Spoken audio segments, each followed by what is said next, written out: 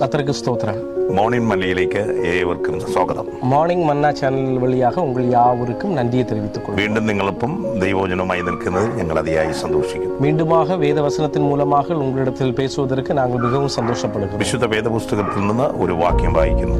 வேதாகமத்திலிருந்து ஒரு வசனத்தை வாசிக்கிறோம். യോഹന്നാൻ എഴുതിയ സുവിശേഷം 15-ാം അധ്യായം. யோவான் எழுதின சுவிசேஷம் 15-ாம் அதிகாரம். അതിന്റെ 2ാമത്തെ വാക്യം. அதனுடைய 2வது வசனம்.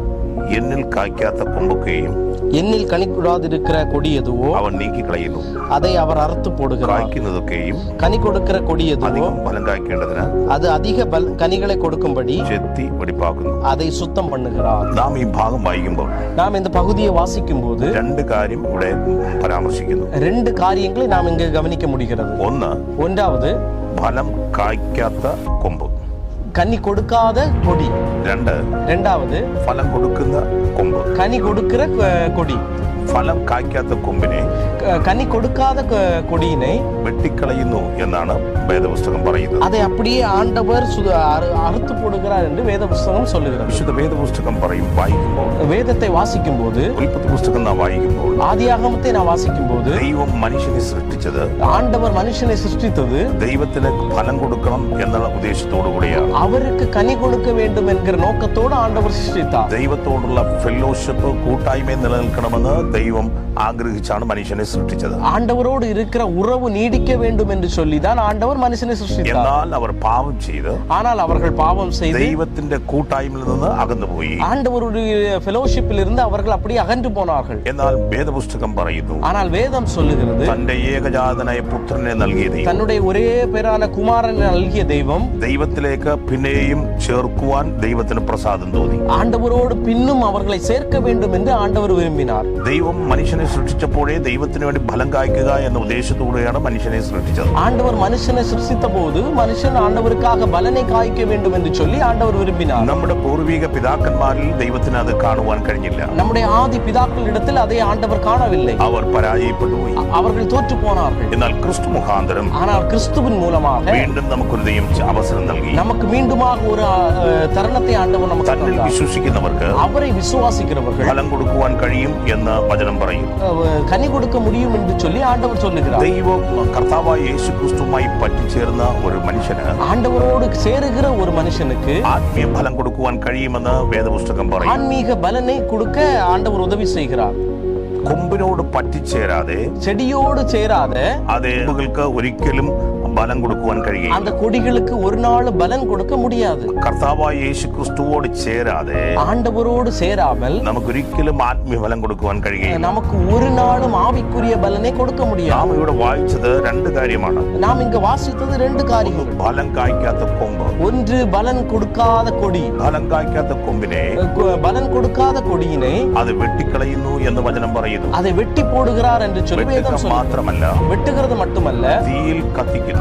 அதை தீயிலிட்டு எரிக்கிறார். ഇതൊരു ന്യായവിധിയുടെ കാര്യമാണ് പറയുന്നത്. இது ஒரு நியாய விதியினுடைய காரியங்களை சொல்லுகிறார். ദൈവവചനം നമ്മളെ കുറിച്ച് പറയുന്നത്, தேவ வசனம் நம்மை குறித்து சொல்லுகிறது, അധികം ഫലം കായ്ക്കണമെന്ന് ദൈവം നമ്മളെ കുറിച്ച് ആഗ്രഹിക്കുന്നു. அதிக பலனை காய்க்க வேண்டும் என்று சொல்லி ஆண்டவர் நம்மிலிருந்து எதிர்பார்க்கிறார். ദൈവം നമ്മളെ കുറിച്ച് ആഗ്രഹിക്കുന്നത്, ஆண்டவர் நம்மிடத்திலிருந்து விரும்புவது, ഒരു ആണ്ട് കൂടെ നിൽക്കട്ടെ, ஒரு நாள் கூட நிக்கட்டும், ஒரு வருடம் கூட நிக்கட்டும், ഫലം കായ്ച്ചില്ല എങ്കിൽ വെട്ടിക്കളയാം. அது பலன் காய்க்கவில்லை என்று சொன்னால் அதை வெட்ட வேண்டும் என்று പുത്രന്റെ മധ്യസ്ഥതയിൽ പിതാവായ ദൈവം നമ്മെ വിട്ടയക്കുകയാണ്. பிதாவிற்கும் நமக்கும் இடையே இயேசுவானவர் மத்தியஸ்தம் பண்ணி கொண்டிருக்கிறார். ഫലം കൊടുക്കുക, பலன் கொடுக்க வேண்டும். നാം ഫലം കൊടുക്കുന്ന അത്തിയാകണമെന്ന് ദൈവം ആഗ്രഹിക്കുന്നു. நாம் பலன் கொடுக்கிற ஒரு மரமாக வர வேண்டும் என்று சொல்லி ஆண்டவர் விரும்புகிறார். ദൈവം നമ്മളുടെ ആഗ്രഹിക്കുന്നു. நாம நம்மிடத்தில் ஆண்டவர் விரும்புகிற காரியம். രണ്ടാമത്തെ കൊമ്പ്, 2வது கொம்பு, ഫലം കായ്ക്കുന്ന കൊമ്പ്. பலன் காய்க்கிற கொடி. ഒന്ന് ഫലം കായ്ക്കാത്ത കൊമ്പ്, ஒன்று பலன் காய்க்காத கொடி. എന്നാൽ രണ്ടാമത്തത്, 2வது சொல்லுகிறது, അത് ഫലം കായ്ക്കുന്നത്, கனி கொடுக்கிற கொடி. അതിനെ അധികം ഫലം കായ്ക്കേണ്ടതിന്, அது அதிக பலன் காய்க்க வேண்டும் என்று சொல்லி വെടിപ്പാക്കും. அதை அப்படியே சுத்தம் செய்து ஆண்டவர் வைக்கிறார். ആത്മീയ ജീവിതത്തിൽ എല്ലായ്പ്പോഴും പോരാട്ടങ്ങൾ ഉണ്ടായിരിക്കുന്നതാണ്. நம்முடைய ஆவிக்குரிய வாழ்க்கையில் அநேக முறை போராட்டங்கள் இருக்கும். ചില ആളുകൾ ചോദിക്കാറുണ്ട്, சில மனிதர்கள் ഞാൻ கேட்கிறார்கள், പ്രാർത്ഥിക്കുന്നുണ്ട്, நான் ஜெபிக்கிறேன், ഉപവസിക്കുന്നുണ്ട്, உபவாசிக்கிறேன், ആരാധിക്കുന്നുണ്ട്, ஆராதிக்கிறேன், ദൈവത്തിന് കാണിക്കു കൊടുക്കുന്നുണ്ട്, தேவனுக்கு காணிக்கை என்று கொடுக்கிறேன். എല്ലാ ഞായറാഴ്ചയും ആരാധനയ്ക്ക് പോകുന്നു. எல்லா ஞாயிற்றுக்கிழமையும் ஆராதனைக்கு செல்லுகிறேன். വചനം ഞാൻ വായിക്കുന്നു. வேதத்தை வாசிக்கிறேன். വീട്ടിൽ പ്രാർത്ഥന നടത്തുന്നു. வீட்டிலே ஜெபத்தை நடத்துகிறேன். വ്യക്തിപരമായി ഞാൻ പ്രാർത്ഥിക്കുന്നു. தனிப்பட்ட ஜெபம் இருக்கிறது. പക്ഷെ ഇതെല്ലാം ഉണ്ടായിട്ടും ஆனா எல்லாம் என்னுடைய வாழ்க்கையில் இருந்தும் എന്തുകൊണ്ട് എന്റെ ജീവിതത്തിൽ ഇങ്ങനെ പ്രശ്നങ്ങൾ കൂടി വരുന്നു? ஏன் என்னுடைய வாழ்க்கையில் பிரச்சனைகள் கூடிக்கொண்டே வருகிறது? ബൈബിൾ പറയുന്നു, வேதம் சொல்லுகிறது, ഫലം കായ്ക്കുന്നവയെ பலன் காய்க்கிற അധികം അധികം ഫലം കായ്ക്കേണ്ടതിന് அதிகம் பலன் காய்க்க வேண்டும் என்று சொல்லி ചെത്തി വെടിപ്പാക്കുന്നു. ஆண்டவர் ஒவ்வொரு நாளும் சுத்தம் செய்து கொண்டிருக்கிறார். ശുദ്ധീകരണം എന്ന് പറയുന്നത് சுத்தம் என்று சொல்லுவது ഒരിക്കലും ലളിതമായ കാര്യമല്ല. சீக்கிரத்தில் அது ஒரு காரியமாக முடியாது. அது വളരെ കഠിനമായ കാര്യമാണ്. அது மிகவும் கடினமான காரியம். ദൈവം നമ്മെ ശുദ്ധീകരിക്കുമ്പോൾ, ஆண்டவர் நம்மை சுத்திகரிக்கும் போது, ദൈവം എത്രമാത്രം നമ്മളെ ശുദ്ധീകരിക്കുന്നുവോ, ஆண்டவர் எவ்வளவு தூரம் நம்மை சுத்திகரிக்கிறார், അത്രമാത്രം നമുക്ക് വേദനയുണ്ടാകും. அத்தனை தடவை நமக்கு வேதனை உண்டாகும், നമുക്ക് കഷ്ടതയുണ്ടാകാം, நமக்கு கஷ்டம் உண்டாகும், ബുദ്ധിമുട്ടുണ്ടാകാം, சில பிரச்சனைகள் வரலாம். എന്നാൽ ஆனால் ദൈവം നമ്മെ പ്രശ്നത്തിലൂടെ കടത്തിവിട്ട് தெய்வம் நம்மை பிரச்சனைக்குள்ளாக நடத்தி சென்று അധികം ഫലം കായ്ക്കുന്നവരാക്കി ദൈവം നമ്മെ പുറത്തു அதிக பலன் காய்க்கிறவர்களாக நம்மை வெளியே கொண்டு வருகிறார். നമ്മുടെ ആത്മീയ ജീവിതത്തിൽ ഇപ്പോൾ നിങ്ങൾ വലിയ പോരാട്ടത്തിലായിരിക്കാം. நம்முடைய ஆவிக்குரிய வாழ்க்கையில் ஒருவேளை நீங்கள் இப்பொழுது பெரிய பிரச்சனைகளில் இருக்கலாம். നിങ്ങൾ ദൈവത്തിൽ വിശ്വസിക്കുന്ന ആളായിരിക്കാം. நீங்கள் தேவனை விசுவாசிக்கிற ஆளாக இருக்கலாம். നിങ്ങൾ വിശ്വസിക്കുക. நீங்க இப்போ ஆண்டவர் விசுவாசிக்கும் போது, ദൈവത്തിൽ ഉറച്ചു വിശ്വസിക്കുമ്പോൾ, இன்னும் தேவனோடு இருந்து உறுதியாக விசுவாசிக்கும் போது നിങ്ങൾക്ക് അധികം ഫലം കൊടുക്കുവാനായി കഴിയും. உங்களுக்கு அதிகம் பலனை கொடுக்க முடியும். ഇന്ന് നമ്മൾ ഒരുമിച്ച് പ്രാർത്ഥിക്കുവാൻ പോവുകയാണ്. நாம் இன்று ஒருமித்து ஜெபிக்க போகிறோம். കർത്താവേ, ஆண்டவரே, ഞങ്ങൾ ഒരുമിച്ച് പ്രാർത്ഥിക്കുന്നു. நாங்கள் ஒருமித்து உம்முடைய நாமத்தில் ஜெபிக்கிறோம் அப்பா. ഞങ്ങൾക്ക് അധികം ഫലം കായ്പാൻ ദൈവം ഞങ്ങളെ സഹായിക്കണം. எங்களுக்கு அதிகம் பலனை காய்க்க வேண்டும் என்று சொல்லி நீர் எங்களுக்கு உதவி செய்வீரார். ഞങ്ങളുടെ പോരാട്ടത്തിന്മേൽ ഞങ്ങൾ ജയം കൈവരിക്കുവാൻ ദൈവം സഹായിക്കണം. ஆண்டவரே, எங்கள் போராட்டத்தின் மேலேயாக நீர் ஆண்டவரே ஜெயத்தை தரும்படியாக நாங்கள் ஜெபிக்கிறோம். ഈ സന്ദേശം കാണുന്ന എല്ലാ പ്രിയപ്പെട്ടവർക്കുമായി ഞങ്ങൾ പ്രാർത്ഥിക്കുന്നു. இந்த செய்தியை காண்கிற ஒவ்வொருவருக்காக நாங்கள் ஜெபிக்கிறோம். അധികം ഫലം കൊടുക്കുന്ന ഒരു ആത്മീയ ജീവിതം തന്റെ മക്കളിൽ വെളിപ്പെട്ടു വരട്ടെ. ஆண்டவரே, அதிக பலன் கொடுக்கிற ஒரு ஆவிக்குரிய ஜீவிதம் ஒவ்வொரு மக்களுக்கும் கடந்து வருவதாக. സ്വർഗ്ഗം ഇപ്പോൾ നിന്റെ മക്കളെ അനുഗ്രഹിക്കാൻ പോകുന്നതായി സ്തോത്രം. பரலோகம் உம்முடைய பிள்ளைகளை ஆசீர்வதிக்க போறபடியாக உமக்கு ஸ்தோத்திரம். നിന്റെ മക്കളെ അനുഗ്രഹിക്കും. நீர் ஆண்டவரே உம்முடைய பிள்ளைகளை ஆசீர்வதிப்பீராக. രോഗികളെ ഇപ്പോൾ സൗഖ്യമാക്കും. ஆண்டவரே, வியாதியஸ்தரை நீர் சுகமாக்குவீராக. ബന്ധനങ്ങളെ അഴിക്കും. கட்டுகளை நீர் அவிழ்ப்பீராக. ശാപങ്ങളെ അഴിക്കും. சாபக்கடங்களை நீர் மாற்றுவீராக. ഇപ്പോൾ അവിടെ കണ്ണുനീരിനെ തുടയ്ക്കും. அவர்கள் கண்ணீர்கள் எல்லாவற்றையும் நீர் துடைப்பீராக. അവിടെ ആവശ്യങ്ങളേക്ക് കൊടുക്കും. ஆண்டவரே, அவர்கள் தேவைகள் எல்லாவற்றையும் நீர் சந்தித்து கொடுக்கும்படியாக